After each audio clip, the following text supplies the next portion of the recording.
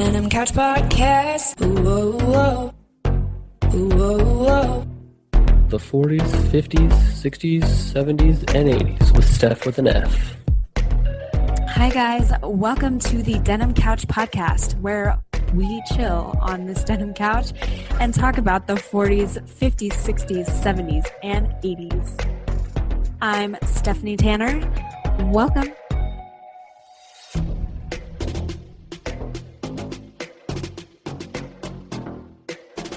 Hey guys, it's Stephanie Tanner with the Denim Couch Podcast. And today's interview is with Jolene Hernandez. And Jolene and I have been friends for a few years now, and we just have a great time chatting. We really enjoy each other's company. So this was just a really fun time for me, and I thought it turned out to be a great interview. She is a great storyteller, has stories throughout the entire interview. And I think stories are the best way to really capture what it was like living back in the day, back in the 70s.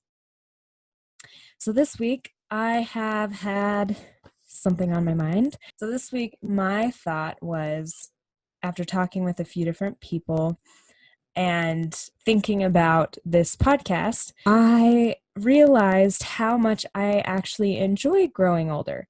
And I find that kind of funny because I think stereotypically getting older is not supposed to be fun and we dread it. But I was thinking about how my life is now and how my life was back 10 years ago. And I am significantly happier now than I was back then.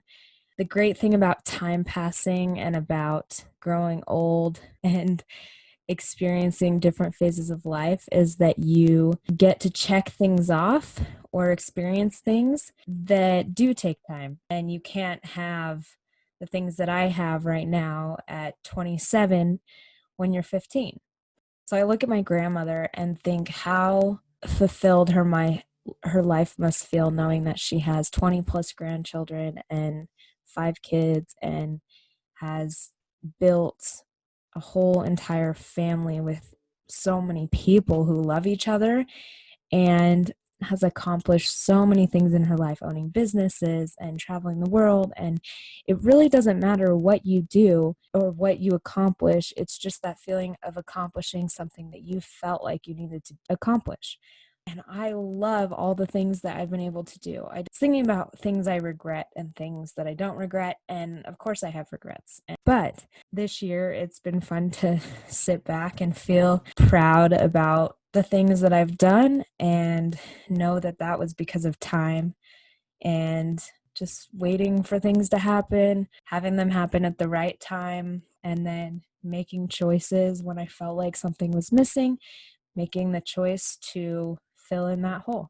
And it feels so good and it's fun, even in the almost 30 years that I've been alive, seeing what I've been able to do and do those things that are important to me. So I'm sure you guys have hopefully that same feeling in your life, that you've been able to do many of the things that you felt like you needed to do, whether that's having kids, not having kids, doing big things, doing small things, just living a life that is comfortable to you and living a life that makes you happy.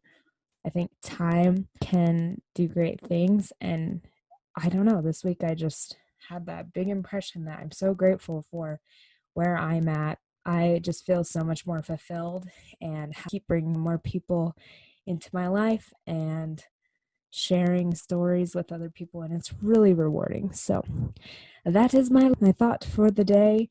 I'm really excited for you to listen to Jolene's interview. She is just a very happy person, especially after editing this interview. I kept thinking, wow, Jolene really has a good outlook on life. And you could tell by her interview that she focused on some really happy things in her life. And she remembers what made her happy. And those were the important things. And even when times were hard, she tends to look at the bright side of things. So that's always wonderful to hear. And I'm really excited. Let's just dive in.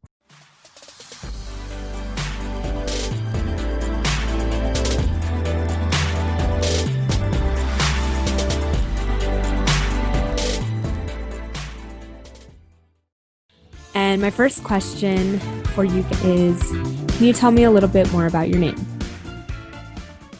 Not very common. Really? There was a few girls in high school. There was a Jolene. There was no Jolenes. My mother named me Jolene. She had a doll that was her favorite doll. How she came up with the name, I don't know.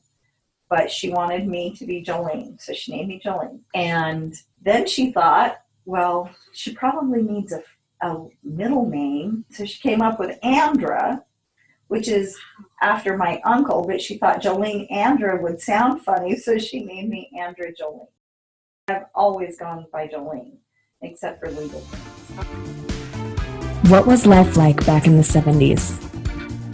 We were really poor, so we didn't do a whole lot. I was 10 when my grandma died. She died in 69. Okay. So I was thinking about this. So I was about 10 when she passed away.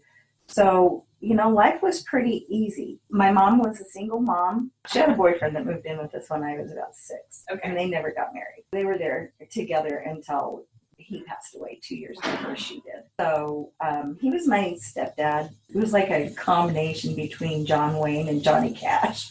We did a lot of camping when we were young. Camping was the thing. Gas was cheap, so we went on tons of drives. My stepdad took us to lots of really cool places that I would like to revisit. We used to go to West Yellowstone a lot and camp in West Yellowstone.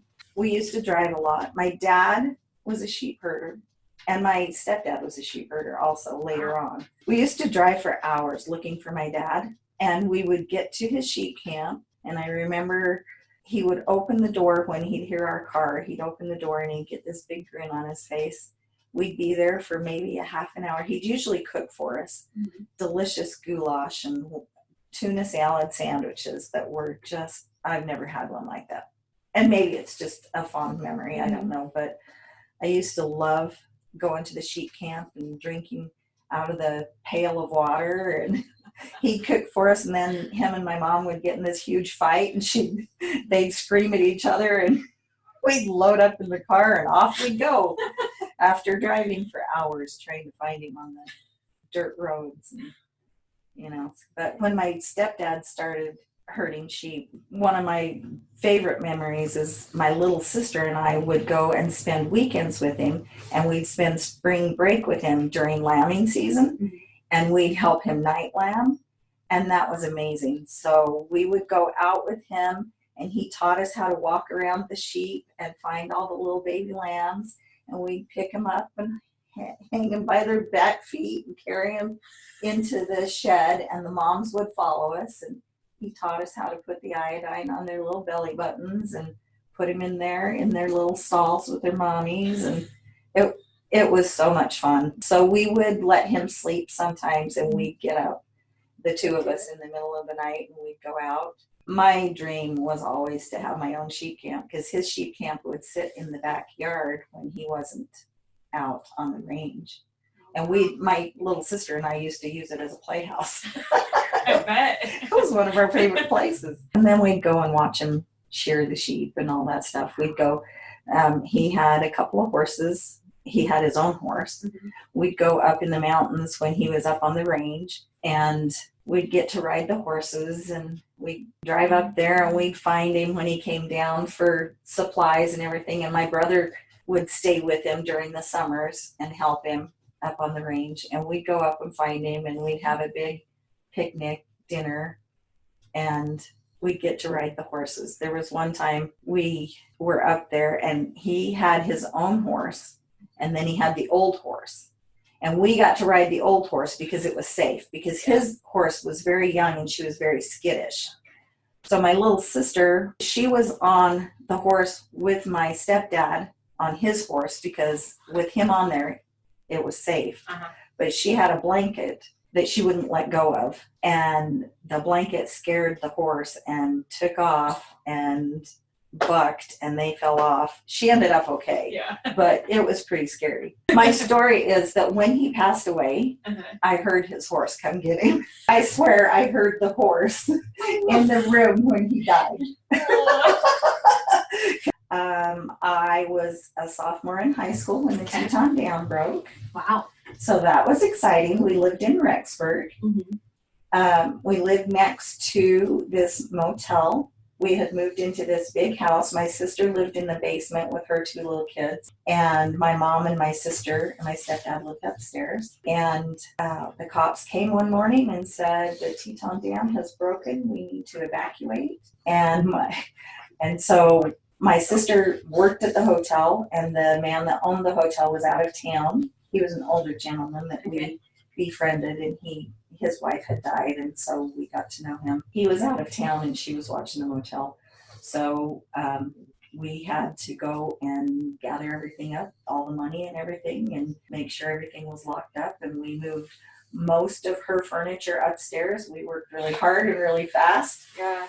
Got all of her stuff up. We couldn't get his car started, and we couldn't figure it out. And we had to get up. We were right at the edge of the hill going up to Rick's College.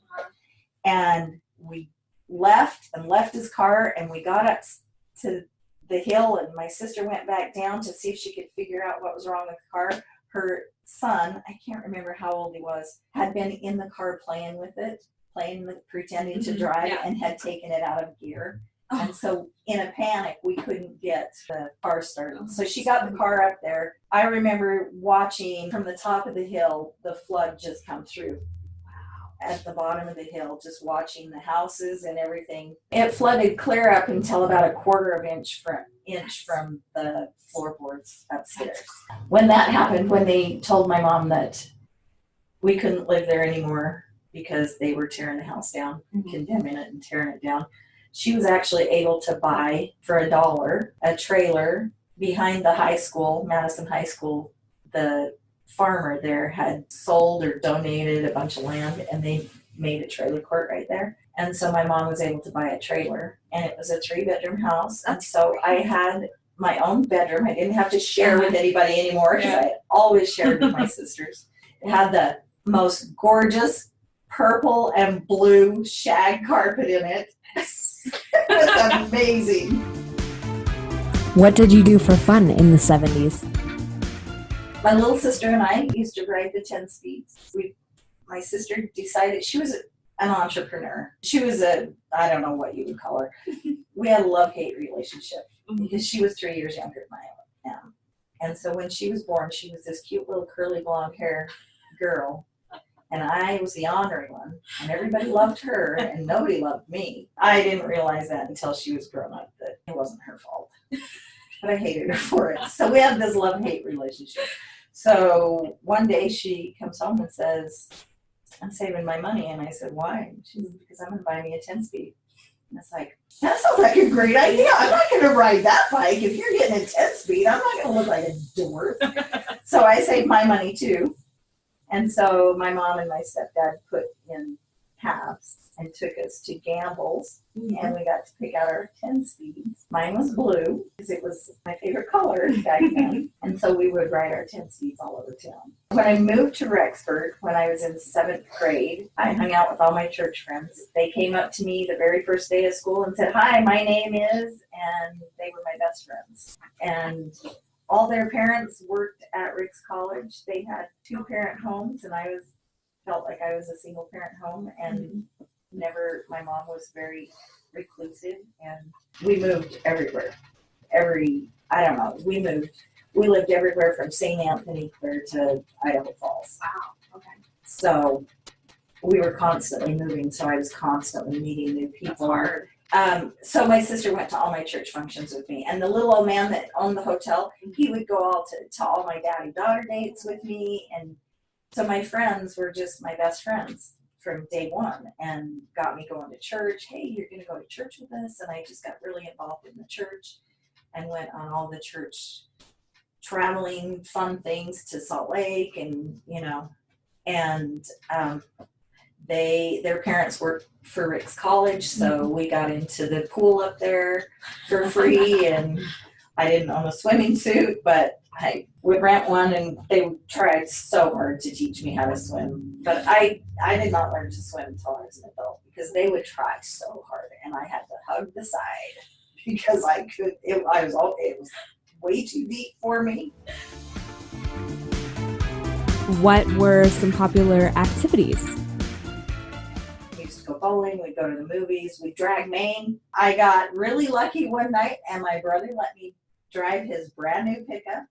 And so all the boys thought I was really cool because I had this pickup that I got to drive. And so we would drag Maine. And when I got my driver's license, I got to drive my sister's Camaro, white Camaro. And I would drive it from high school to the church because the high school and the church was far away. And I would go and teach primary on Wednesday afternoons in my Camaro. And I thought I was pretty cool. Do you have any favorite memories from the 70s? Going to Salt Lake City with the church group, spending the night at Snow College in the dorms, and then doing the whole church history Temple Square tour with all my friends. I was pretty ornery at home, but I was very happy at school. School was my happy place. I always had a smile on my face. Going camping with my family was always a favorite memory. One of my favorite memories, one year for Christmas, my sister Rose, that went with me to all my church functions and everything, she was one of my best friends. Coolest sister you would ever have, but she was a wild one. So one year, Christmas time, I was eavesdropping, and that's when I found out Santa wasn't real because Rose was drunk and she wanted to climb on the roof and make footprints so that we would know that Santa was there. She was always fun. She took us. Another favorite memory was going to the fair, the Blackfoot Fair. She would take us, and it was like $0.25 to get in. And so we would go every day. We lived in Rexburg, and we would drive to Blackfoot every single day after school and ride all the rides and do all the fun fair stuff. So that was great memories. Going with my little sister and my older sister. I was pregnant with my son Danny, and I had this big yellow coat, and he was born in December. Okay. And so the fair is in September. So I was pretty big, but I wore this coat because it was cold, and I went all the rides. And he is my wild child. What was the style like back in the 70s? Oh yes. Hash jeans, bell-bottom jeans, just as tight as you could get them on. And man, I wore them well. Yes, I was a skinny thing. I loved my hash jeans. I loved my bell-bottoms. Can't remember the name of the dress, but the granny dresses, the long granny dresses, and the lace. My mom would always, from the time I was little, always get us an Easter dress. And so even when I was in high school, my little sister and I always got matching dresses. Hers was one color, mine was another. So we would wear those dresses for Easter. We loved them. We thought it was great because we were poor, so we didn't get dresses often. So my grandma, when I was little, my grandma would make us a flannel nightgown every year for Christmas. And then we'd get an Easter dress. Stepdad killed a bear because they were going to get a sheep. So he killed a bear, and he brought us home the toenails, and I drilled a hole in it, put a piece of leather through it, and wear it around my neck. That was my fashion. And then the little conchos that are on the bridles, he would give me those, and I would string leather through them and braid my hair or ponytail, and I would wear them in my hair. I liked men's watches when I was a young girl, and so I had this giant men's watch that I wore. My one friend's mother always accused me of wearing lipstick, but I just had rosy lips. That's funny. She'd always tell her daughter, she's wearing lipstick. No, she's not, Mom. She doesn't wear makeup. They don't let her wear makeup. I finally convinced my mom when I was probably 16 or 17 that, Mom, everybody's doing it. Please, can I wear makeup? So I finally, but I've never been good at it. I had really long hair. I think I was a junior, sophomore or a junior, and I had really long hair. What made you happy back in the 70s? Going to school, spending time with my friends. Family life was sometimes super stressful. Mm-hmm. My mom was, well, I told you she was a recluse. And, my dad was an alcoholic. My siblings they all had alcohol problems. And so home wasn't the best. I mean, I have great memories because my mom she was a stay-at-home mom. She never worked. She was on Social Security. After she started having kids, she quit working. She would never work another day in her life because she was home. Her kids were her life. And we'd have fresh baked bread every day, scones when we came home from school. We always had clean clothes. We didn't have any money, but one of my favorite memories is after my mom, and this was when I was little, not when I was in the 70s, but after my mom paid all the bills, if there was any money left, when we lived in Idaho Falls, we would go to Scotty's Drive-In. They had the best French fries ever. If you ever get to Idaho Falls, go to Scotty's Drive-In. So if there was money left over, we would go get a payday hamburger. I went to 3 girls' choice dances, but all my friends at church were my favorite people, and that's what made me happy, is spending time at school and with my friends. Loved camping. Girls' camp was my favorite. Loved going to girls' camp. I backpacked somewhere up Palisades, Lower Palisades, I don't know, I can't remember, with my sister and her husband and little boy. And just got home from there and went to girls' camp in my ward, and then I went to girls' camp in my friend's ward. How would you compare your childhood or teenage years to today's kids? We knew how to make fun. We knew how to have fun. I mean, we played outside all the time. We were always outside until it got dark, and then we had to come in the house. But we played through the whole neighborhood. We were all at friends' houses. We made our own kind of fun. We would watch TV on Saturdays, but would watch TV at night with my mom after we came in when it got dark. But we made our own kind of fun. Now everybody I don't know what kids do now. I really don't. I mean, I have all these teenage grandkids, but all they do is they're on their devices. I think you need to keep kids busy. So wasn't that awesome? She is such an amazing person, and I'm very glad I know her. And her stories bring back pretty vivid depictions of what it was like back then. I got a kick out of her description of what she wore in the 70s, and this didn't get put in the interview, but we did talk about these nasty gym suits that they had to wear, which were full one-piece jumpers, and I'm really glad I didn't have to do that. So I really enjoyed this interview. I hope you guys did as well. Looking forward to next week's episode, and it's getting fun. 70s is a fun time. We'll talk to you guys soon. Bye. Wait. You can't miss the embarrassing story of the week. No. Okay. It's that time. It's Steph with an F's embarrassing story of the week.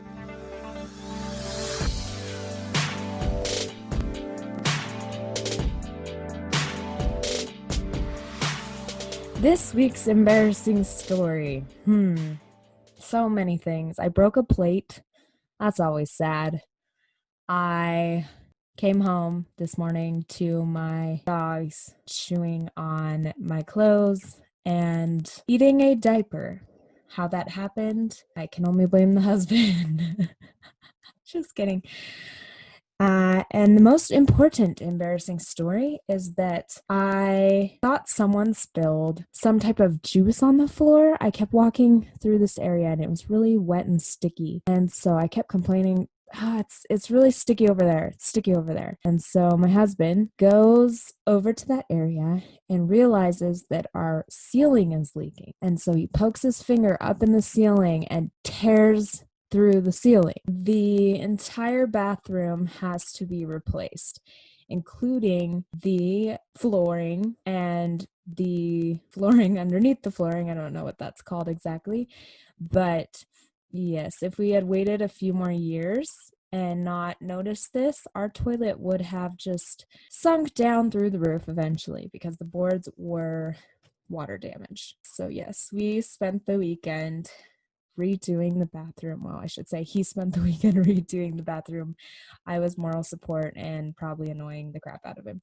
But isn't that embarrassing when your toilet leaks for the last 5 or 6 years and now you have a hole in your ceiling and you can see up to the second level? I thought it was pretty embarrassing, and it was a grand one that we will tell for years to come. Alrighty, have a wonderful, wonderful week. I hope your toilets don't leak. And that rhymed. And we'll talk to you later. Bye.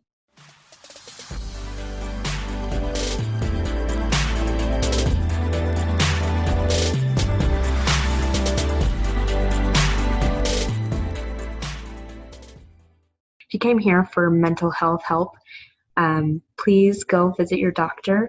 If you're looking for some mental health tips, Dr. Daniel Amen is someone I follow. I love what he has to say and offer.